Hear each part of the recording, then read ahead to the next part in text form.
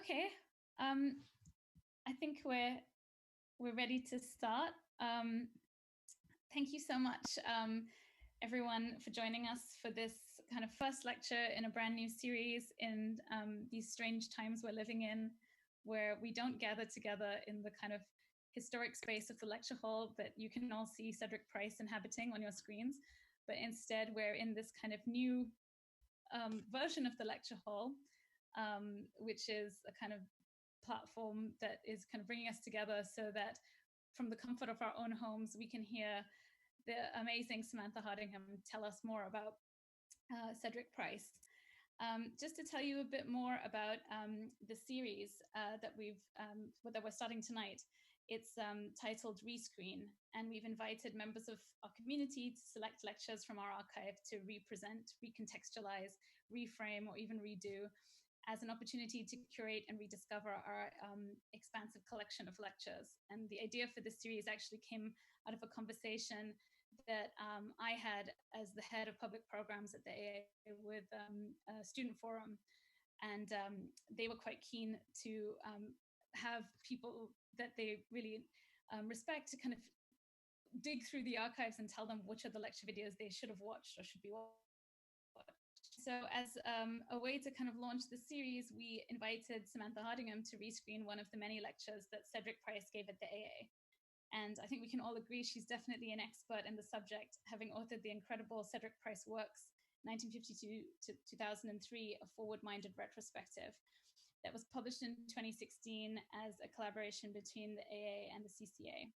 So I'm sure Cedric Price needs no introduction as one of the celebrated and influential thinkers that actually spoke at the school for a majority of his life, first as a student, then as a tutor, critic, friend, and member. And Sam will tell you more about her experience of him as well as her research.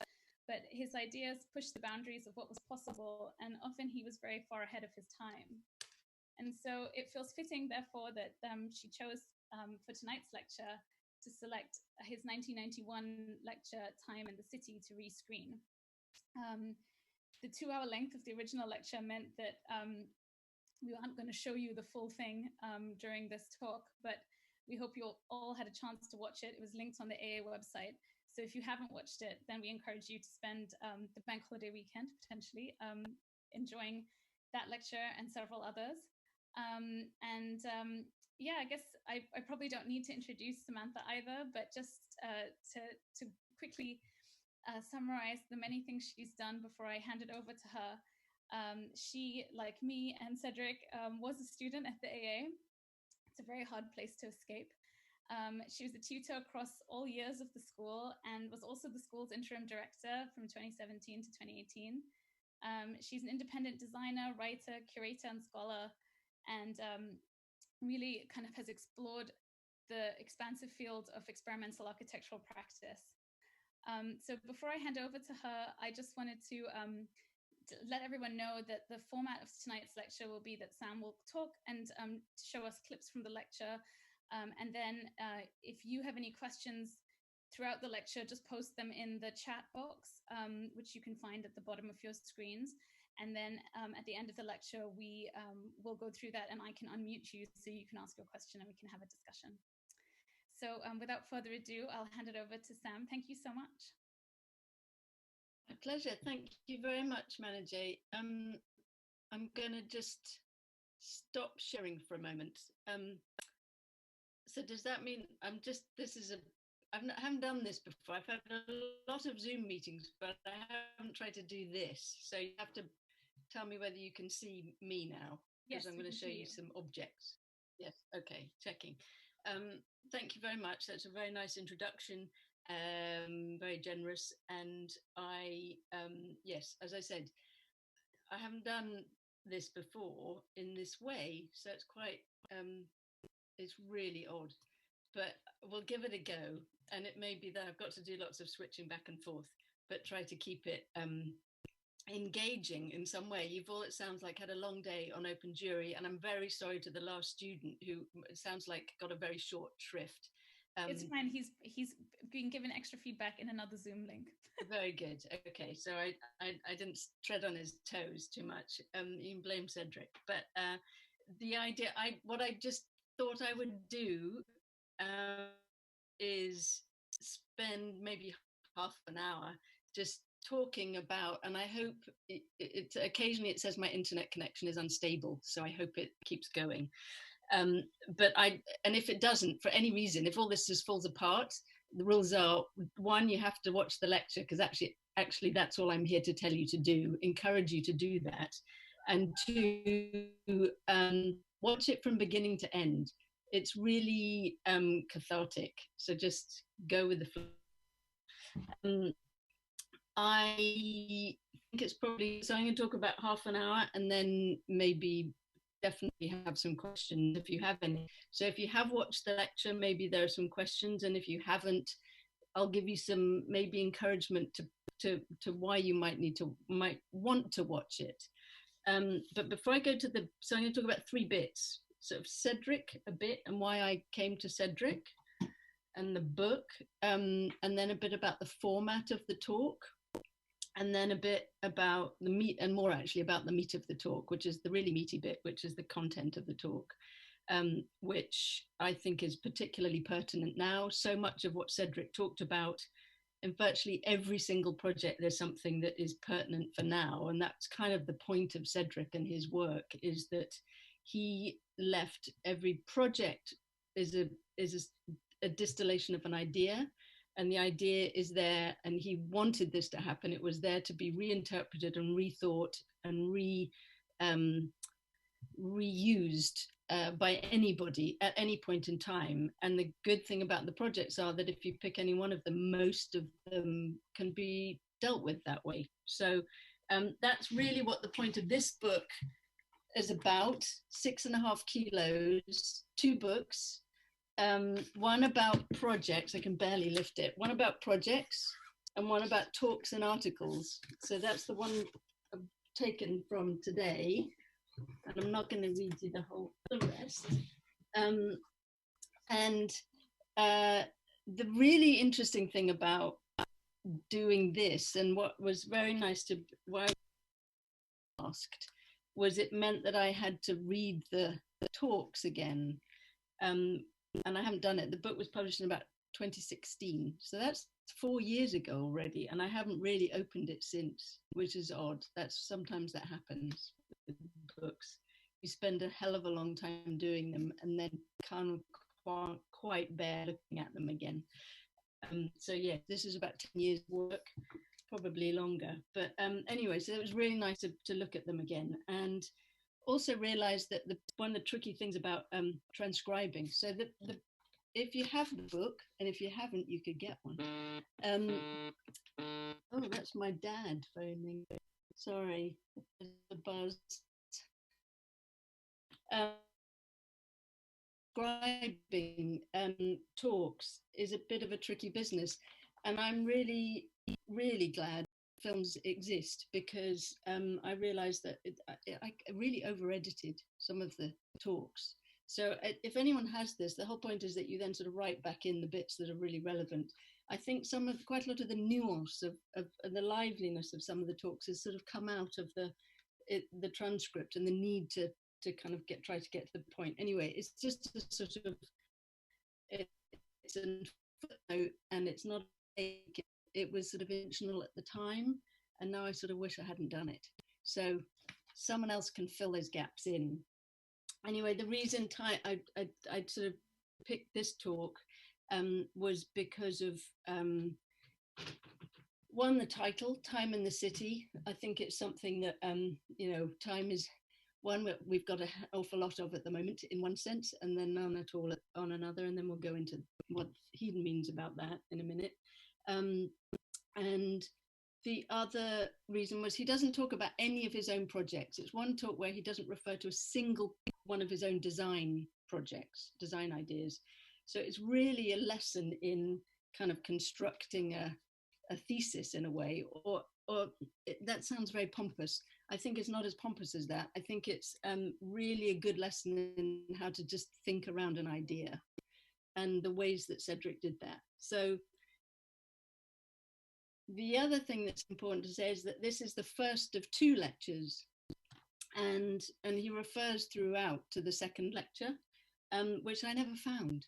And I might just be a really poor researcher, which is likely, but given how much I was looking at, it's also quite likely that I just overlooked it. So if anyone finds the recording of the second week, the week later, there's a date, 31st of January, so it's early February 1991, that would be great, because then it sort of falls in about, it's a particular talk. So that's sort of the one, and that's what it looked like when he was learning on the TV on your wrist. Cedric was thinking about this stuff, and I suppose no one ever wanted to call him a prophet, and he certainly didn't want to be called a prophet, but he was exceptionally good at figuring out what was going on in the here and now, which meant that it sort of happened. And I guess this, it's a pretty full image for now, say, given where we are, and I won't go into that in any detail.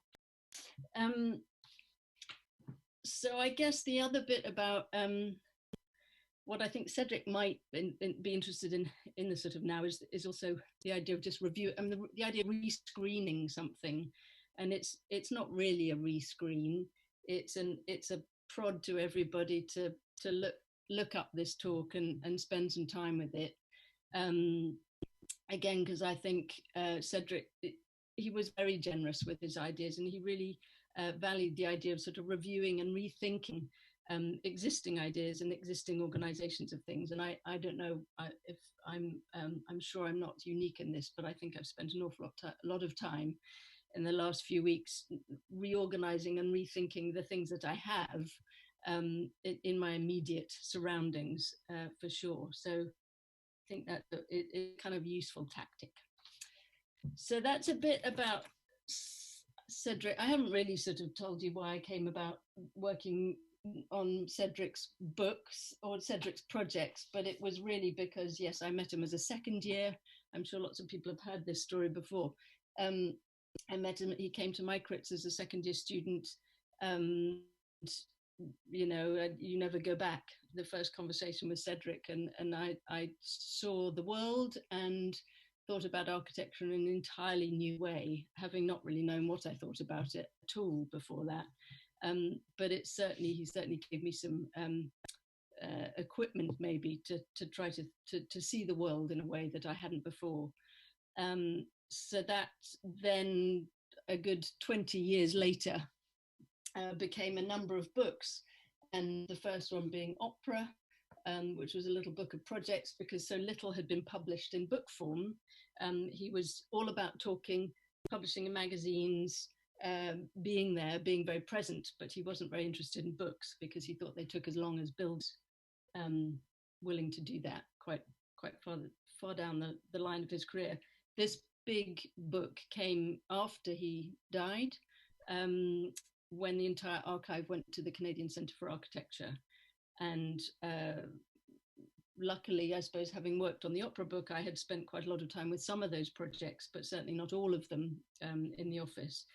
So when it went to Canada, to the archives at the CCA, I then spent many visits going through thousands and thousands and thousands of bits of paper and drawings, and essentially presented what is there. Tried to simply catalogue the projects so that everybody can now start to so they're visible, so you can all start to look at them.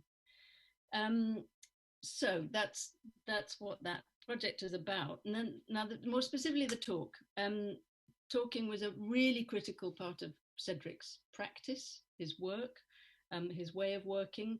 He was an extremely sociable person. He ran hours in the office which facilitated a sociable and contact with people. So the office started very early in the morning at 7, and it always closed at 3 o'clock. Lunch figured quite significantly. Breakfast featured significantly as a time of meeting and specific kinds of people. Lunch was another kind of people tend to be clients at lunchtime, and then in the afternoon after 3 o'clock, any number of people, but often students, talks, going to other schools.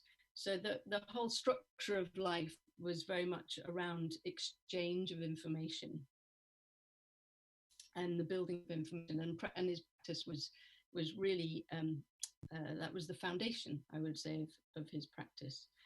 He thrived on wanting to hear other people's views. He thought he was there to really posit an idea, and then really wanted others to bring their ideas into it and feed that idea. So I would say all the projects are predicated on that idea. Fun Palace, the big project, is all about that idea, what people can bring to that place, make it that place, not what he is going to tell you to do, or tell you how to behave.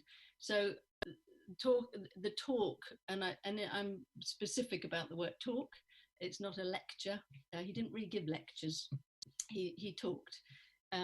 So that was important. And the format of the talks were always quite varied, often in series. So when you look in the archive, which I hope you do at length after this, you'll see sort of a series of talks. It's not always particularly obvious. And as I said, sometimes some are missing. But he liked that idea that you'd use one to set up an idea, and then the next one to maybe have a discussion, and then the next one to maybe talk about projects, and sort of see where they went, but again, used as a kind of way of working. And he would often use props, and he was a natural performer, I would say, in that sense. So he understood timing very well. He understood an audience and when to let an audience in. He also understood the use of the prop, of the kind of the things that would support some of the things he was trying to say. So that's often how the talks are kind of constructed. They're not a delivery of here's a lineup of my greatest hits. He posits an idea, and then sort of gradually over time the talks build, and he'll refer to a document, he'll refer to a historical project, he'll refer to something in the paper now, a lot of tactics that sort of gradually, seemingly seem to take you off on a complete tangent, but then bring you back to realizing that this whole thing is sort of building towards a set of ideas. So that's how he goes about doing the talking. And in this particular instance, he talks for an hour, exactly an hour, and then he shows some pictures for 10 minutes, and then he has a discussion with the audience for another hour. And it clearly set out in that way, and he's absolutely in control of that. Although if anybody's watched it, it'll appear possibly he doesn't seem to be in control, but believe me, he really is. I'm going to get the meat of the talk in a second. I'm trying to keep an eye on time. The meat of the talk, and then I'll show you some clips as well. I'll intersperse with some clips if I can master that. This particular talk, Time in the City, is introduced by Roy Landau, and Roy was the Director of Graduate Studies from 1974 at the AA. And he was the author of, funnily enough, I had to look up his obituary today because I couldn't remember some detail around him. And he was the author of something called New Directions in British Architecture, which was published in 1968, which the person who wrote the obituary was rather disparaging about and called it a rather slight book. I think it's a fantastic book. It's a small book. It's a very slim volume, but it is an amazing essay in that period of time, late 60s, who the players were, what the themes and ideas were, and I would really highly recommend it. So don't read Roy Landau's obituary and take the obituarist's word for it. I've used it many times, and I think it's a good book. Anyway, Roy is was one of the people that Cedric talked to a lot. He was one of the visitors to the office. Cedric had a number of frequent visitors to the office, and Roy was one of them. and who is very humble in his introduction, acknowledging that Cedric is, in his own words, allergic to introductions. So I'm trying not to introduce. I'm trying to kind of, and what I try to do is paraphrase and interpret maybe some of what Cedric talked about in this particular talk. I don't, so it's not, I'm not going to analyze it. I'm going to just try to draw out what the sort of main, I think there are 4 key things really to look out for in it, and to look at them in a bit more detail. So I guess the point of the talk and the meat of the talk is about Cedric sort of primarily questioning the justification of the existence of the city, and that's any city at any given time. And he asks why a city is true or meaningful or useful just because it's there. And the idea that we just accept because things are there, that they should always be there. And that's a sort of fundamental idea within his work. It tunes into his ideas on planned obsolescence, and time, that his sort of really career-long, 40-year-long career study time as the 4th dimension in architecture. And that's something he was really, really preoccupied by. And not as a sort of universal theory. He wasn't trying to posit that everybody should be doing this. He just made it his business to really think about that and think about it through making projects. But I think that I just think this idea that we assume that the city is here because it's here has never been, certainly in my lifetime, been questioned quite so much as now, given that we're all in the very odd little spaces that we're in. And I don't know about you, but I have spent some time, I live in, and maybe everybody's all around the world, I don't know where you all are, but I am in London at the moment, and Cedric uses London in the talk as a kind of case study. But I have spent night times, because it's the only time when there doesn't seem to be too many people around, and have walked through the city of London, the old, and it's abandoned, and that's an extraordinary thing to witness, I think. And the idea, and maybe you've all got your own stories of that, but I think it's really useful to have that in the back of one's mind, and then watch this talk, because I think that's exactly what Cedric's asking us now. He was asking it then in 1991, and I think he would ask the same question now. I'm not sure I have the answers. So I think I'm going to try and do a little, give Cedric a bit of a chance to speak for a couple of minutes, and just to kind of make that point. So bear with me for 1 second. And let's see if we can get him to speak. That's just an office building, not a city. Can you hear? Now, my concern. Oh. Aye. With the city is that very often, once you stick a lot of things together for a very long time, that its justification is made through the fact that it is present, that it is there. Not just in the question of maintaining it, word it's beautiful, or designing elements and times as big. Here. Not just because that, but because of a sort of sloth that is used in the community by products that we, the architects, produce. Because at the time we produce them, we think this is the one and only. Oh yes, of course, in time we talk about flexibility. adaptability, variation. Now and again, a few of us, like myself, talk about fixed lifespans, cost of demolition, ease of demolition, advantage of clearing a space for someone else, not the original God-sent architect, or indeed the original God-sent client, for someone else to think, I can have a think over a few years while that building is there in what we can use the space for again. But is that done collectively? Unlikely. Now, why is that unlikely? Why do generations of plans and good causes appear to founder on a load of dross that we call the city as found, or the great when?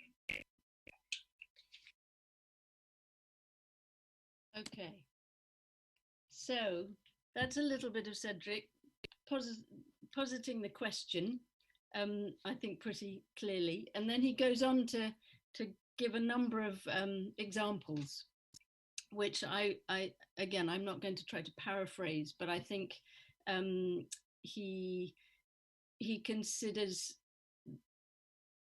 the idea of the office block, which I think again it's just a really interesting way to, we're all going to be questioning what these objects are, what their uses will be, how we decide how to design them, and what we do take into account and what we don't. And he goes into quite a lot of detail about the bit that we never account for, which is the human cost. We talk about all of the other costs of producing, building an office block, but really the human cost.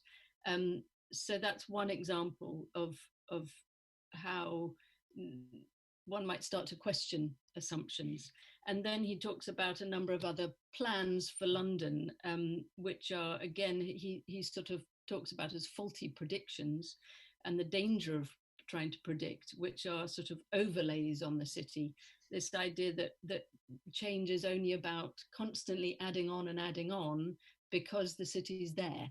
So he talks about the 1929 Greater London plan. That's the one that precedes the 1940s plan. He talks about the 1990 plan, that the Labour blueprint for London, and also some of the reasons for the decline and the fall of the Roman Empire. And just talks us through reasons why one shouldn't assume the city should be there all the time, or continue to be there if it no longer suits its purpose or use, or can't provide what it needs to provide. So that's the sort of first bit of the talk. And then he goes on to talk more about byproducts and other things being challenge the importance of what's built. And they're often architectural things. And he refers to Mike Davies' City of Quartz book, which again is a good read, and looking at all the things that are sort of incentives to be in a place which may not be necessarily architectural, and certainly aren't there because there's a city there necessarily at all. So I suppose what he starts to point towards are the things that he looks at in order to think about designing, and what inspires him to design, I would say. And he refers to another government publication called Social Trends, which is a document that's produced every year by the government, which sort of assesses statistically what people are doing, whether they're buying more televisions or fewer televisions, whether there are more more or less teenage pregnancies every year, etc. And sort of goes across a lot of different areas of society and assesses those. And one of the examples he gives is the leisure that at that particular time in 1991, that working men have more leisure time than women, in fact 11 hours more a week. So he asks, what kind of city does that make? So in talking about byproducts, it starts to kind of give you a sense of how he starts to think about designing cities. And I think I'm going to try and show you that clip as well, because it's a nice bit. It's about 4 minutes. Let me just try that again. And sorry, you have to bear with me a tiny bit because I have to cue it up. This is really a clunky means of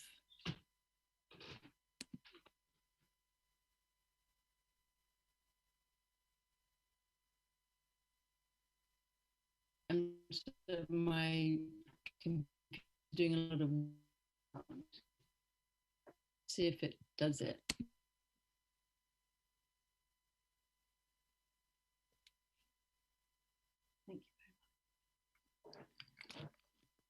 I'm getting a lot of spinning. Oh, here we go. Quite sufficient.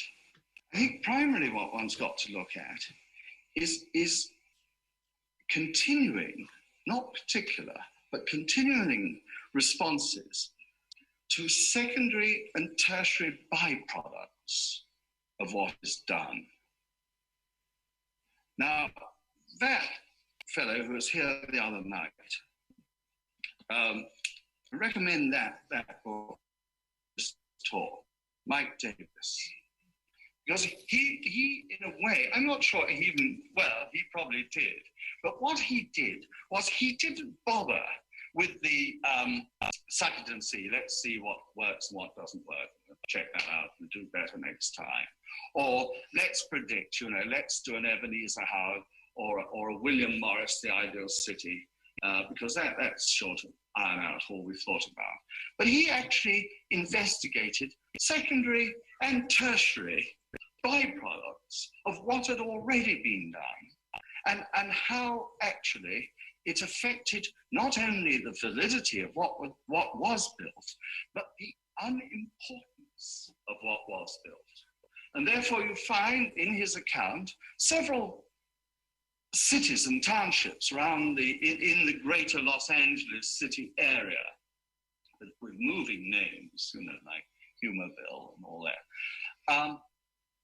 You find some for quite extraordinary non-architectural reasons, often tax conveniences, money reasons, return on pulling down one industry and replacing it with another, federal grants, central government grants, whatever, and the need to maintain a particular level of electorate, i.e. numbers of people who can vote in a particular area to keep the pot boiling. And just think about why, and who better to criticize the Labour Party than a great supporter of it, like me. But just think about why London, why there is a feel for a need for a political centrality of London. However, maybe a bit cynical. Me, not Mike Davis. He pointed out that the secondary and tertiary reasons in some of these townships was that old age pensioners had their houses painted free every 2 years.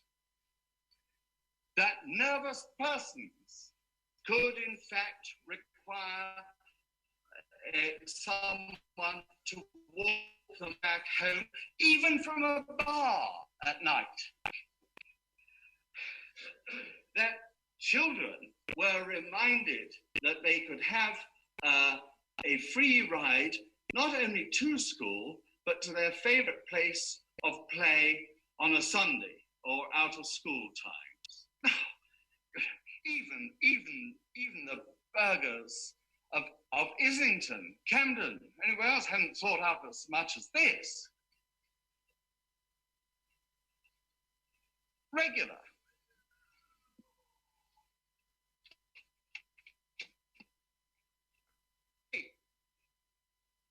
Social trends, 1991. Awful handout phrase, leisure. Leisure is always that which you hope, the governors hope, the time spent in leisure can be organized by them, by those who suddenly find themselves with that time, so at least they don't misbehave. That's why it's never called pleasure. Any government publication, always leisure.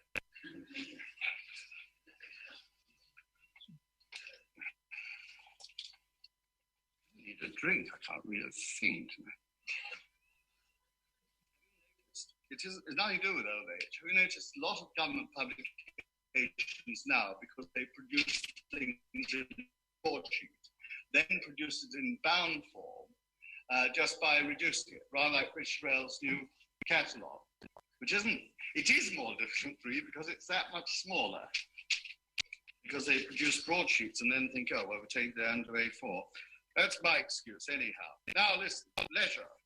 Women in full-time employment, 1991. Women in full-time employment enjoy an average of 33 hours of leisure time per week, 11 hours less than men employed. So every week there's just under 50% of the population got 11 hours more to do with 11 hours more spare time than the other 50% of the population. Now, what sort of city does that design? Can you compensate that by having a sex check on tourists? So, that's your next little excerpt about byproducts. So I hope you start to get a sense of what Cedric means by that and the things that he really looks at. I guess a sort of hint being that social trends and those sorts of publications were really his sketchbook and the way he started to sketch out ideas.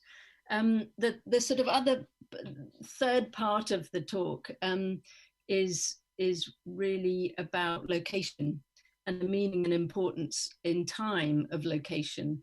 And I really encourage you to read, to try to get to that part. It's about 3/4 of the way through. It's 38 minutes, in fact. Or no, it's a little further back than that. It's about halfway through.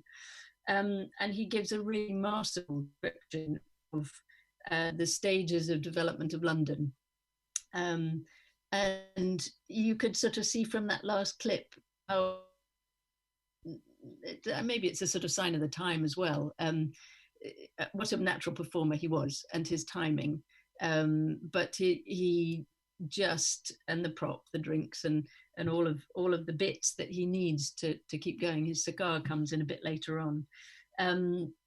But his description of the development of London when the Romans first appeared and arrived, and they overcame the hazard of the river, and then the need to having reached the north side of the Thames, really wanting to prevent others from coming across to the north side of the Thames. So then the need for the building of the Tower of London, and then in order to sort of protect the wealth, and then the sort of development of the city around that. In fact, Winchester was one of the first parts, which is in the southwest, which is one of the first sort of smaller pieces of London, let's say, where goods and products started to be traded and built the city as we know it, and then all of the parts that evolved to maintain that city. But it sort of gives an insight into Cedric and his extraordinary grasp of history. He was absolutely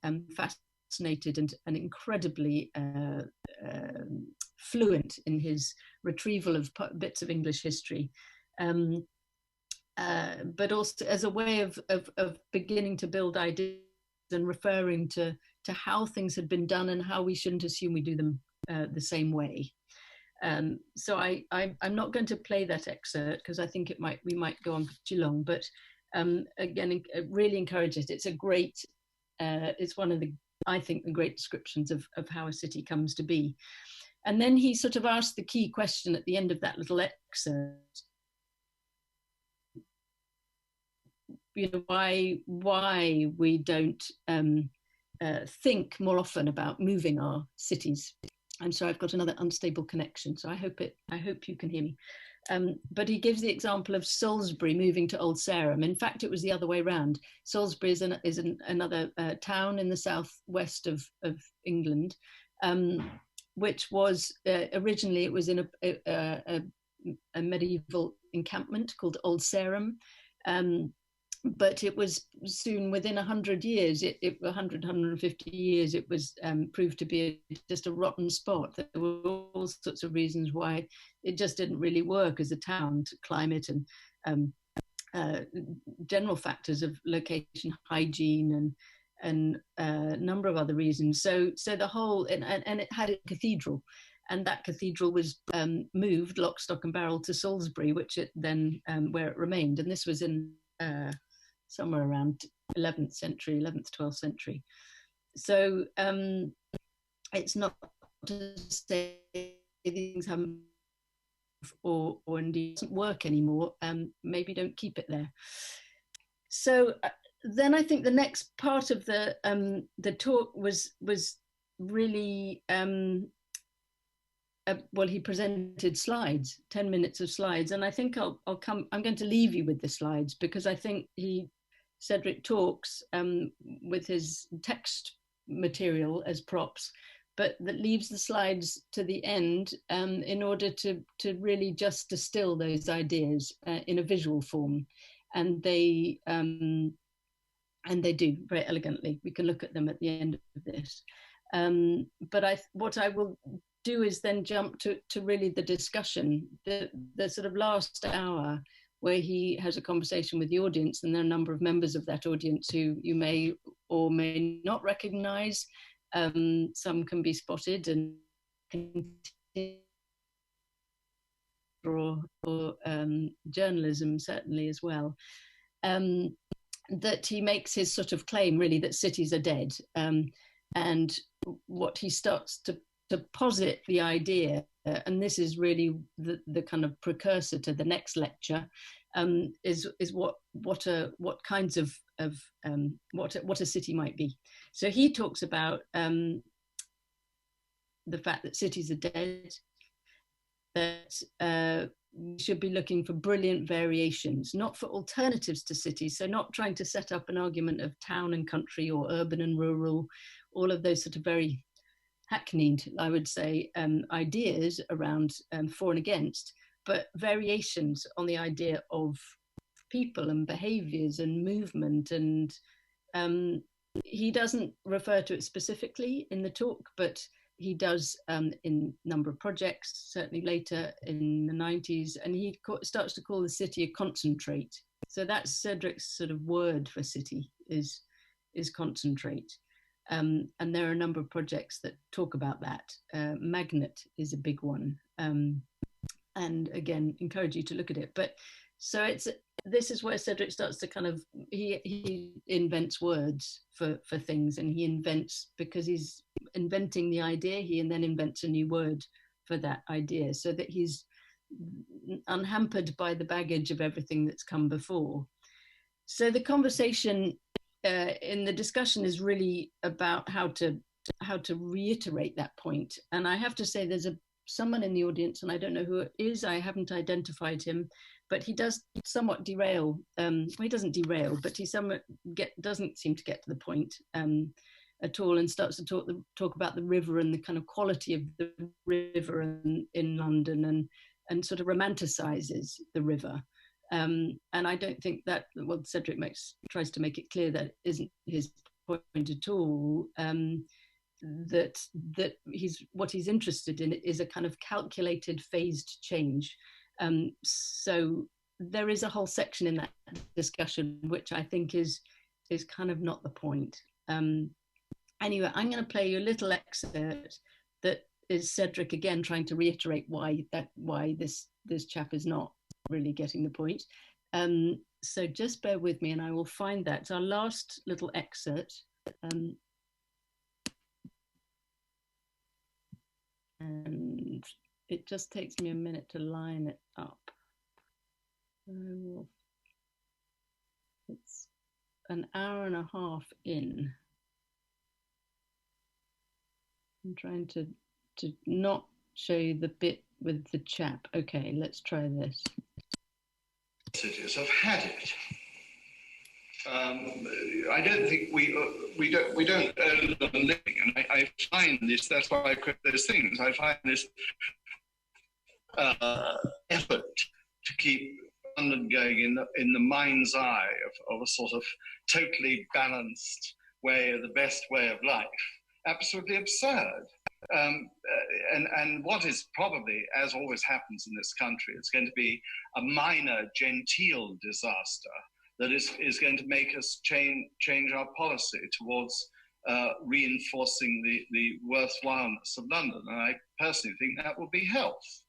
And I think that we'll find out quite soon that there is no way that we can afford to maintain the sewers in London, and that we have no allowance at all for which, I mean, the technology exists, etc., but we made no allowance for the fragmentation of services, removing human waste and supplying drinkable water, because we've centralized it.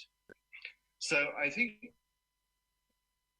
answer now, I don't think we are living, and I don't think it will for all that long be able to provide a living for, because in fact the lowest paid and the hardest worked cannot afford to live in London, yet they're required to run the buses, run the tubes, do the laundries, collect the rubbish, and serve in restaurants for people who can still afford to live in London. So answer your question, I don't understand there are other cities that grew out of 3 cities, or 2 or 3. I mean, Strasbourg is case in point.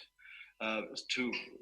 But I don't think that matters in the history of the thing. If your point was, do we think London's had it? I mean, the south bank of the river, of course, was ideal at one time because the prevailing winds are southwest and used to come over cornfields and not over marshland. Eltham and Greenwich were 2 key places where people went to avoid the plague. And indeed, the king used to live in Greenwich, and Francis Bacon, when he was Master General, used to have to pick the money up from the Tower of London to go over to Eltham. He got mugged several times at New Cross. And that's why he had his house just outside the bridge into Eltham. And they kept more money there. They got it when the muggers went out. And he paid, but that was paying the royal court at Eltham. So no, I agree with you. What? Eltham. Plasto to you. Is that what you're saying? No, I don't think London's got much of a future. I think, in fact, if you reverse the system of the underground, particularly things like the Metropolitan and the Northern, and those, and I suppose the Jubilee, and actually started picking up where they might, by crossing, going out into the hinterlands of Hertfordshire, and indeed sort of Cambridgeshire, and what's the other one? North Essex. And you ran the back in, you ran a series, and the same from the south. You ran a series of spines into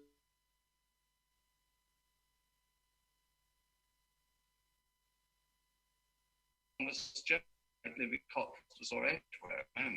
I think that may happen because the rails run, but I don't hold out anything. I mean, may become a sort of haunt for well-heeled, hardy historiophiles who like to come and have a look at the end of the empire. But even now, we can't afford to open the museum doors to them, so we have to turn the whole city into a museum and charge entrance by high transport at the gates to the city. Yeah. Thank you, Cedric.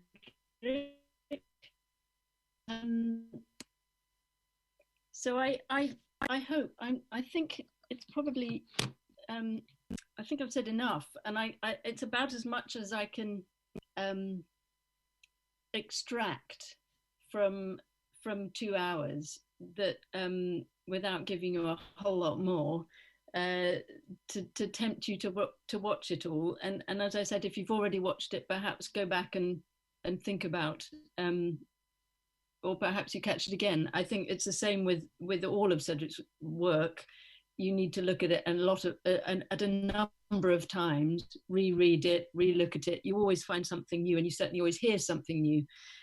Just in that little piece, there are so many references to so many different pieces of history or ideas or thoughts and people. Just as a name, Francis Bacon, not the painter. It's the other Francis Bacon. But I think the sort of point of trying to do this, the rescreen, and the point of trying to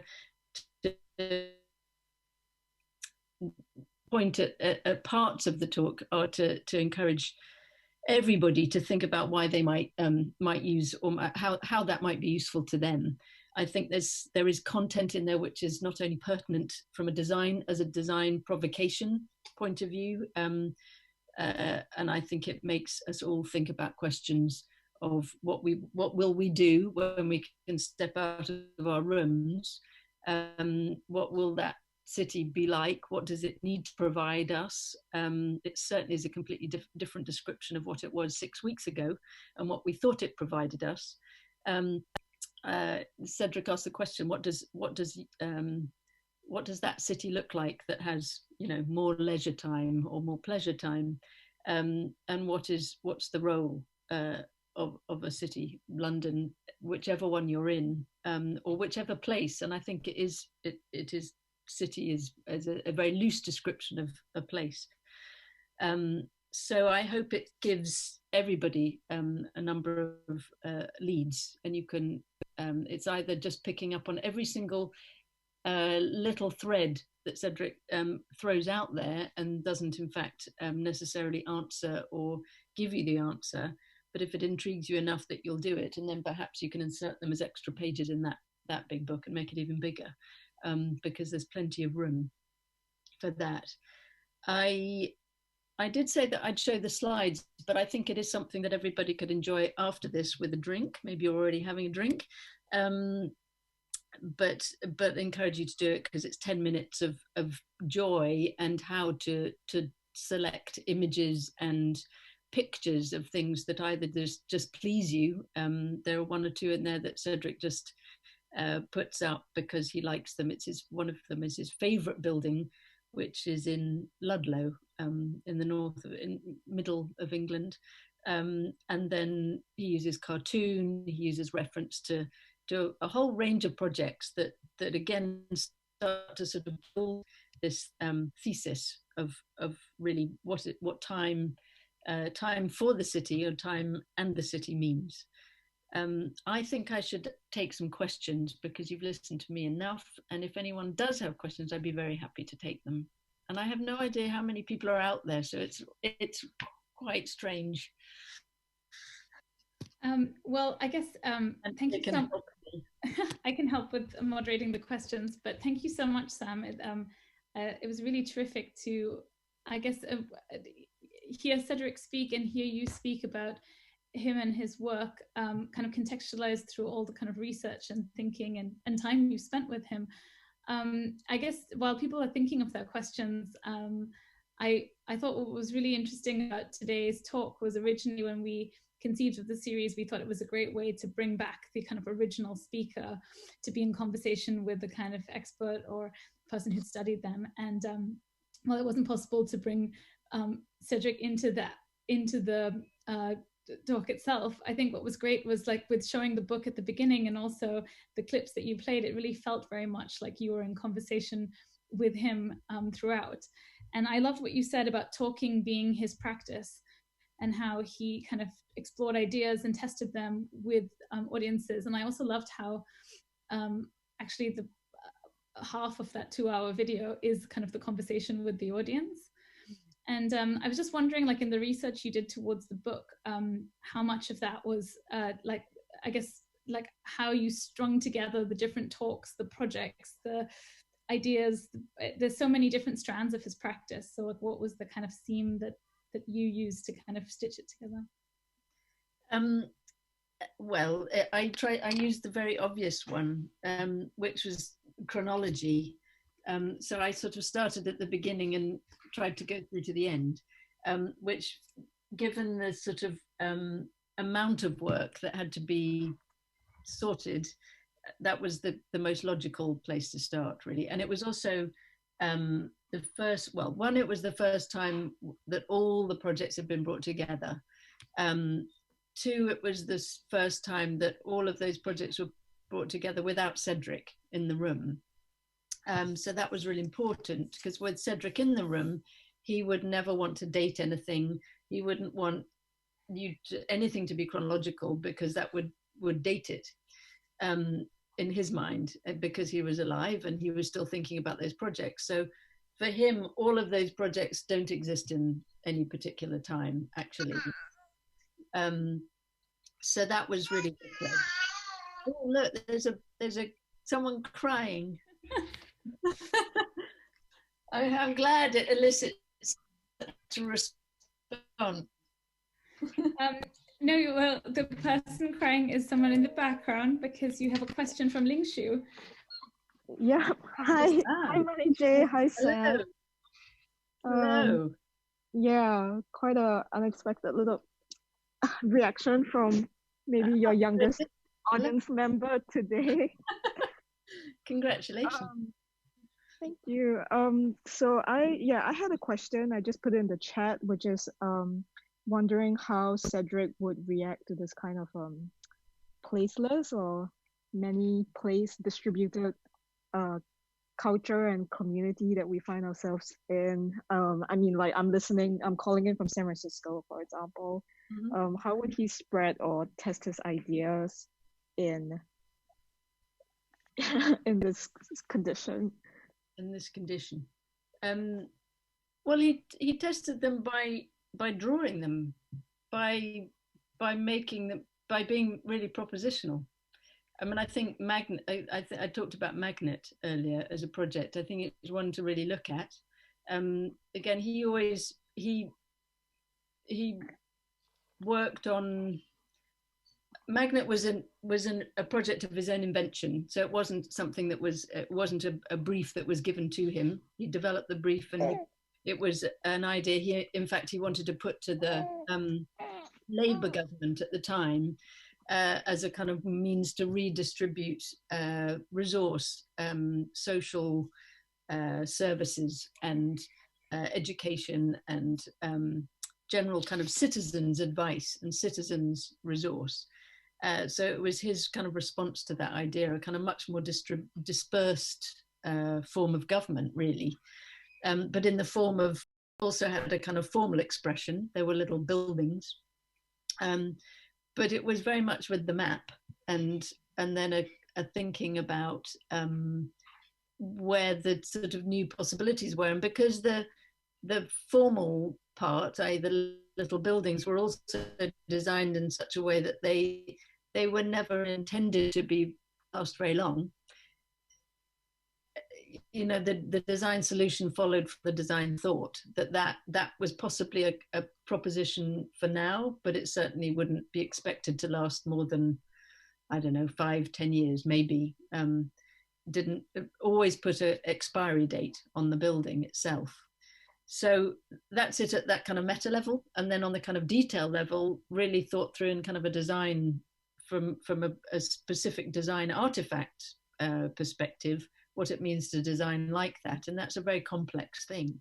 It's very complex to design things that need to move or need to be dismantled and then reassembled or changed or adapted.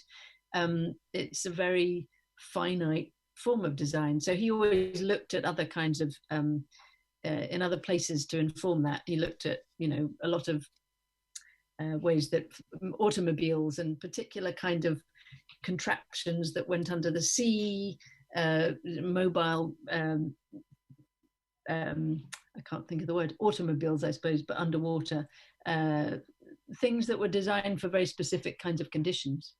So he worked from that kind of micro level all the way to the sort of meta level, I think. But I think, you know, the map is a thing, and now the map is a world. And for him, it was at that time a map of the city, a map of London or a map of the UK. But it's all the same for him. That's how I think. I mean, it's always very hard for me to think, what would Cedric do? And I always really am very nervous about thinking that. I always just have to think, well, what would I do now? Now knowing what Cedric's kind of prompted me to think, what would I do? Not what would Cedric do? Because no, I can't imagine that. I'm really not Cedric. No one else is Cedric, which is good. The world can only handle so many of them. We have another question. 1 second. Yeah, I'm gonna ask a question. go ahead.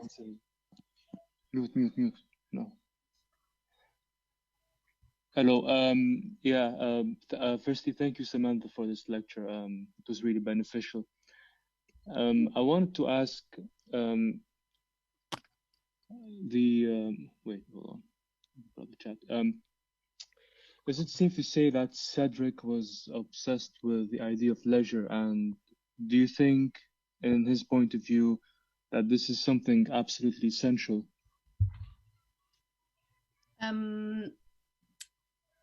Thank you for your question.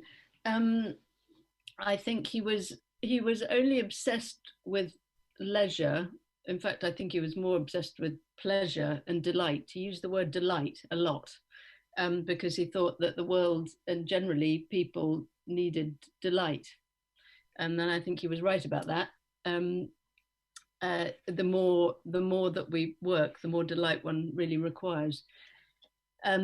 He was only obsessed with leisure to the extent that that was definitely a preoccupation of the time he was really working, at the height of the time he was working in the 60s. I mean, he worked through 60s, 70s, 80s and 90s, so 4 decades, but where he was sort of really evolving a lot of the early thinking in the late 50s, early 60s.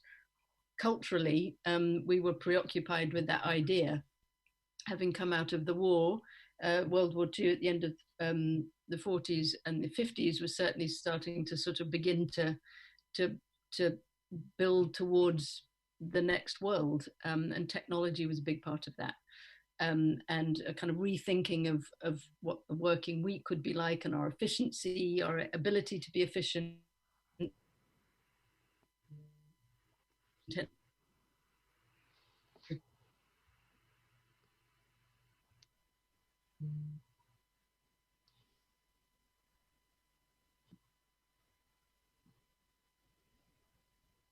It's the center of the thesis, but I think one of those, a bit like social trends, it was one of the things he was really looking at because it was present and it was part of the condition of then.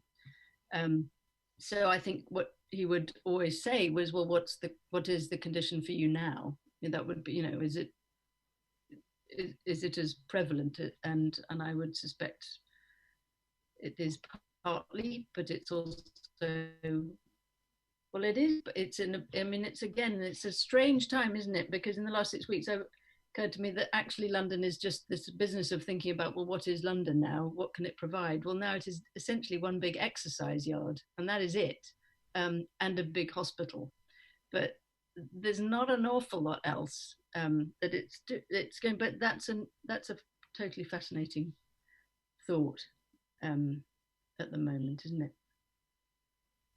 Does that answer your question? Yes, it does. Thank you very much. I think that the point you made about delight is a really wonderful one. And that word you don't hear too often in architecture, especially as a kind of, I don't know, as a parameter or something we should be thinking about when we design. I think he also touched on it in the clip you showed where he was talking about flexibility, adaptability, what's the role of the architect into the shaping of these projects, whether we should preserve these historic projects or create these tabula rasas, but at no point are we talking about people use and enjoy the city. And I love that moment where he talks about pleasure versus leisure and how governments only talk about leisure, not pleasure. And I was just wondering, in your mind, what do you think is a way to kind of make the profession and use this time that we have right now to think about how we actually use the city? I mean, I think it's been really fascinating at the moment to see people start to use public spaces more than they've ever done before, because that's our only way to go outside. And it's a very specific type of public space, I guess. It's only parks that are being used, but.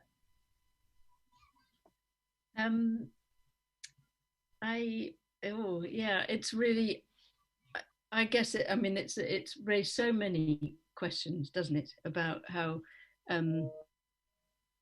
one will reapproach the next bit of world. I think the really important thing, that the really great thing about Cedric, and I think it's also, if I can prompt everybody to read more Buckminster Fuller. Fuller was a great pal of Cedric's, and they both, and others, but they're the two real central people that I can think of, because partly because they're so readable and the projects are so loose, that they talk so much design, and the kind of the design is a really is the way through.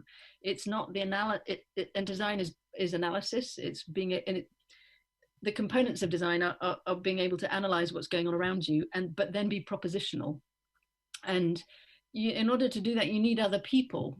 And Cedric was really a real collaborator. He worked with so many different people from so many different disciplines. As anybody really who works in practice, you're not on your own. You work with all sorts of people: engineers, accountants, economists, politicians. All these people are around you to make a project happen, which is slow. And slow partly because communications between people are complicated. Everybody speaks a different kind of language, literally.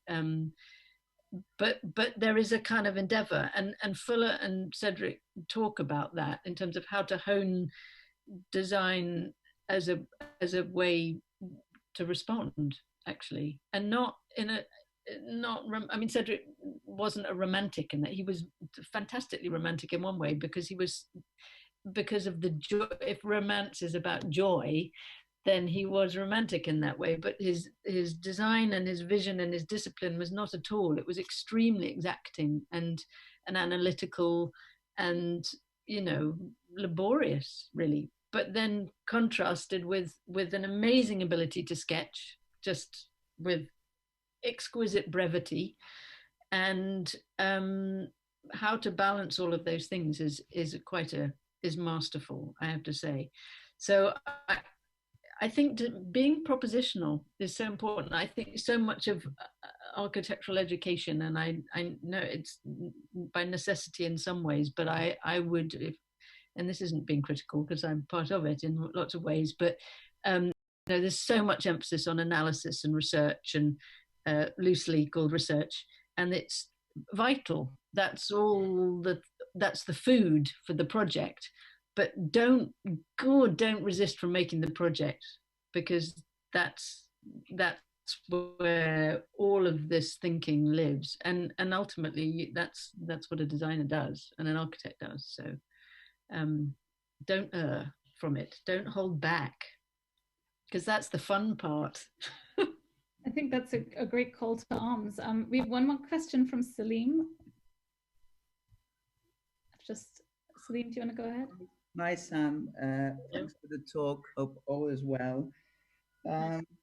Just wanted to go back to the beginning where you showed the cover of the 60s AD, and that prompted the question, do you think he was deliberately or actively seeking to speculate, or do you think that was merely just a result of reactions to projects and ideas? Was he seeking to speculate? Yeah.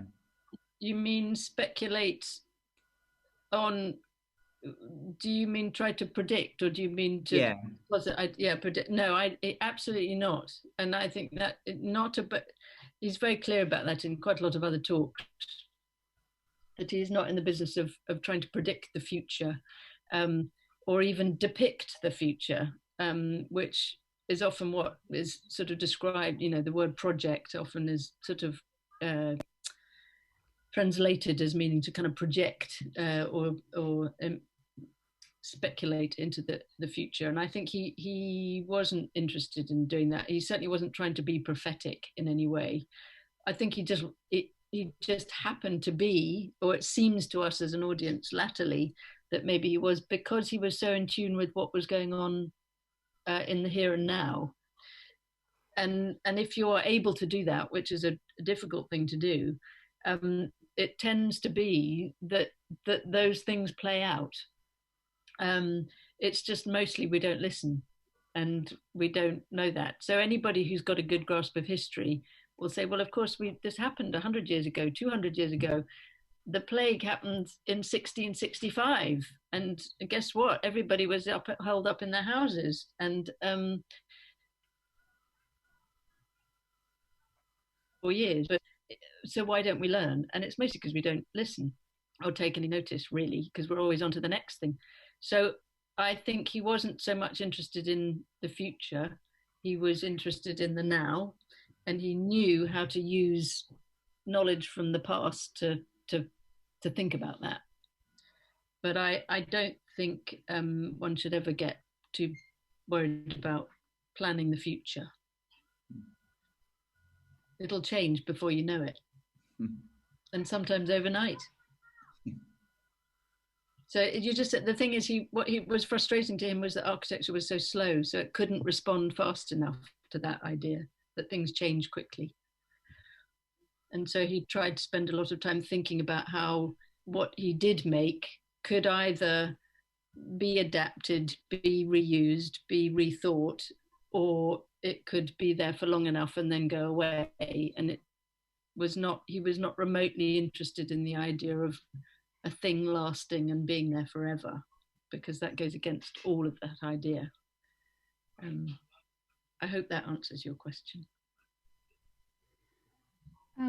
I think that's a really a wonderful point, I guess, about not focusing too much on the future, all seen by what's unfolded around us, that we never anticipated, I guess, or I didn't anticipate that this would happen. And I think there's so many, I mean, in a way, it's a great lecture to start with, because there's so many things to think about in terms of how we use this time to really be more propositional, as you were saying. But also, I loved the whole idea of not creating alternatives to the city, but really thinking of variations to it. I read a great article a few weeks ago in the Financial Times by Arundhati Roy, who talked about the pandemic as a portal.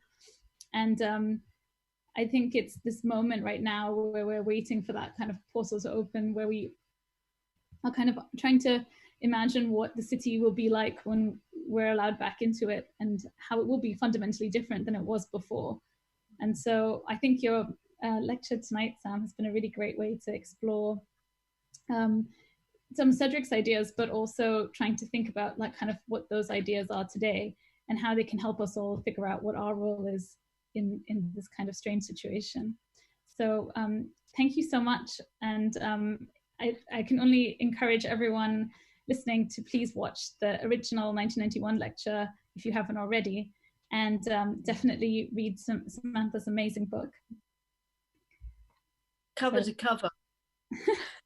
I might try and unmute everyone very quickly just so we can give you a round of applause. So I'll do that now. You need it hanging in there. Thank you, Sam.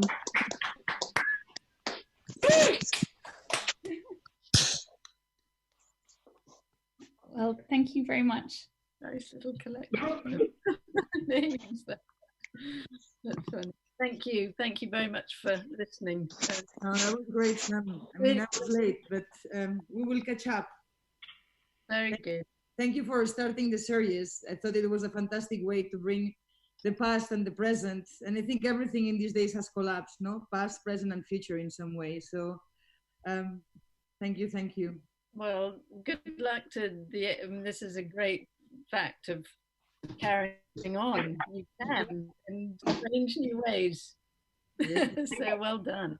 Very good. Ciao, ciao. Thank you. Thank you. Thanks, Managing. Bye. Thank you, Sam. And hopefully we'll bring you back into the real lecture hall soon.